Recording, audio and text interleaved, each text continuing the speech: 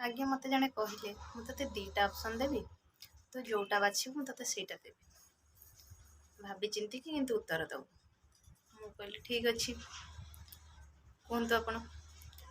ତ ସିଏ ମୋତେ କହିଲେ ତୋତେ ଜ୍ଞାନ ଦରକାର ନା ପଇସା ଦରକାର? ମୁଁ ସେଠୁ କହିଲି ମୋତେ ପଇସା ଦରକାର। ସେ ସେଠୁ କହିଲେ ତୁ ଆଉ ଥରେ ଭାବିକି ମୋତେ ଉତ୍ତର ଦେ। ମୁଁ କହିଲି ନାଇଁ ଆଜ୍ଞା, ମୋର ପଇସା ଦରକାର। ତ ସିଏ କହିଲେ କ'ଣ ପାଇଁ?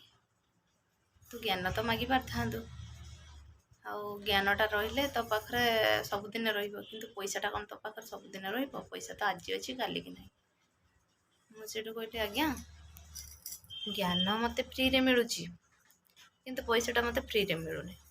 ଜ୍ଞାନ ଦେବା ପାଇଁ ମୋତେ ଅଲଗା ଲୋକ ଅଛନ୍ତି, ସିଏ ମୋତେ ଫ୍ରିରେ ଜ୍ଞାନ ଦେଉଛନ୍ତି, କିନ୍ତୁ ପଇସା କଥା ଆଜି ପର୍ଯ୍ୟନ୍ତ ମୋତେ କେହି ପଚାରୁନାହାନ୍ତି। ଯେହେତୁ ଆପଣ ମୋତେ ଦୁଇଟା ଅପସନ୍ ଦେଲେ, ମୁଁ ସେଇଠୁ ପଇସାଟା ବାଛିଲି, ମୋତେ ଆପଣ ପଇସା ଦିଅନ୍ତୁ।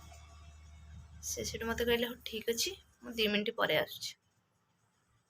2 ମିନିଟ୍ ଯାଇକି 3 ଦିନ ହେଲାଣି ଆସୁନାହାନ୍ତି, ମୋତେ ପୁଣି ଜ୍ଞାନ ଦେଇକି ପଳେଇଲେ।